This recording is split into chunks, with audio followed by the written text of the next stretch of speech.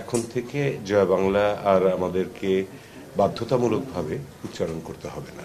বিচারপতি কামরুল কাদের একটি জাজমেন্ট দিয়ে বলেন যে জয় বাংলা আমাদের জাতীয় স্লোগান হিসেবে অন্তর্ভুক্ত করা হবে এবং এটাকে বাধ্যতামূলক করেন বিভিন্ন সব অনুষ্ঠানে এবং শিক্ষা প্রতিষ্ঠানে এটিকে বলার জন্য। আমরা এটির বিরুদ্ধে আপিল করার অনুমতি চেয়ে লিভ টু আপিলের দরখাস্ত দাখিল করি এবং আজকে সেটার শুনানি হয় এবং দীর্ঘ শুনানি শেষে আপিল বিভাগ জয় বাংলার যে জাজমেন্টটি ছিল সেই রায়টিকে আজকে স্থগিত করে দেন। ফলে এখন থেকে জয় বাংলা আর আমাদেরকে বাধ্যতামূলকভাবে উচ্চারণ করতে হবে না। রাষ্ট্রের আপত্তির জায়গাটি কোথায় ছিল জয় বাংলা? প্রথম আপত্তির যে বিষয়টি সেটি হচ্ছে যে এটি সম্পূর্ণভাবে একটি পলিসিগত নীতিগত বিষয় সিদ্ধান্ত, যেটি নিবে পার্লামেন্ট অথবা যেটি নিবে সরকার, মন্ত্রিপরিষদ হোক, সরকার হোক, এবং একটি দেশের জাতীয় কোনো কিছুকে ঘোষণা করার আগে একটা পপুলার ম্যান্ডেট অর্থাৎ জনগণের কাছ থেকেও এটা শোনার প্রয়োজন রয়েছে।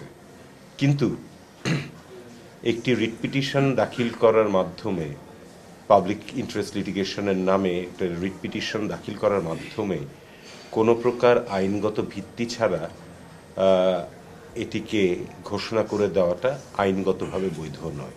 এটি ছিল হচ্ছে আমাদের মূল প্রতিপাদ্য বিষয়। এবং আরেকটি যেটা ব্যাপার রয়েছে সেটি হচ্ছে যে আমাদের বর্তমানের যে সংবিধান সেটি যখন তৈরি করা হয়েছিল 1972 সালে, তখন আমাদের যারা ফ্রেমার্স অফ দ্য কনস্টিটিউশন ছিলেন তারা সব কিছু ভেবে চিনতে আমাদের অনুচ্ছেদ 4-এ আর্টিকেল 4-এ জাতীয় কি হবে সেগুলোকে উল্লেখ করে দিয়েছেন। তার মধ্যে জয় বাংলা ছিল না এবং পরবর্তীতে আর্টিকেল 7-এর ক দিয়ে এই বিষয়ে কেউ কোনো প্রশ্ন করতে পারবে না। 7-এর খ দিয়ে কেউ কোনো প্রশ্ন করতে পারবে না, কেউ এটাকে পরিবর্তন করতে পারবে না, এখানে কেউ কোনো কিছু নতুন করে অন্তর্ভুক্ত করতে পারবে না, এরকমও সিদ্ধান্ত দিয়েছিলেন। তো এই সিদ্ধান্ত থাকার পরে আদালত জোর করে কারো উপরে কোনো কিছু চাপিয়ে দেওয়ার, এইরকম জাতীয় কোনো বিষয় চাপিয়ে দেওয়ার এখতিয়ার থাকে না। এক সময় এই জয় বাংলাটা মুক্তিযুদ্ধের সময় জয় বাংলা স্লোগানটা ছিল, কিন্তু পরবর্তীতে আমরা দেখেছি যে আপনি অবশ্যই মুক্তিযুদ্ধের সময় আমাদের মুক্তিযোদ্ধারা জয় বাংলা ব্যবহার করেছেন। এটি আমাদের সবার কাছে অত্যন্ত শ্রদ্ধার এবং একটা পবিত্র বিষয়। কিন্তু মানুষের যে স্বাধীনতা রয়েছে এবং পরবর্তীতে যেটা দেখেছি আমরা সেটা হচ্ছে যে সময়ের বিবর্তনে এই যেটি আমাদের সকল মুক্তিযোদ্ধার মুখে ছিল সেটিকে তারা একটি দলীয় স্লোগানে পরিণত করেছিলেন। এই দলীয় স্লোগানটিকে যখন জাতীয়করণ করার চেষ্টা করা হয়েছে, সবার উপরে চাপিয়ে দেওয়ার চেষ্টা করা হয়েছে, এবং যেহেতু পার্লামেন্ট থেকে সংবিধানের মধ্যে ওটিকে ঢুকিয়ে দেওয়া যাচ্ছে না, তখন আদালতের ঘাড়ে বন্দুক রেখে কাজটি যে করার চেষ্টা করা হয়েছে এটি সম্পূর্ণভাবে অবৈধ। ইন ফিউচার সরকারের ভিউ কি থাকবে এই ব্যাপারে, জয় বাংলার ব্যাপারে? ইন ফিউচার সরকারের কি ভিউ থাকবে সেটা তো সরকার বলতে পারবে। আমি আইনগতভাবে আপনাকে বলতে পারি সরকারের ভিউ পয়েন্ট তো আমি এখানে রিলিভ করার জন্য নেই। আপিল মঞ্জুর হয়নি, আপিলের অনুমতি মঞ্জুর হয়নি।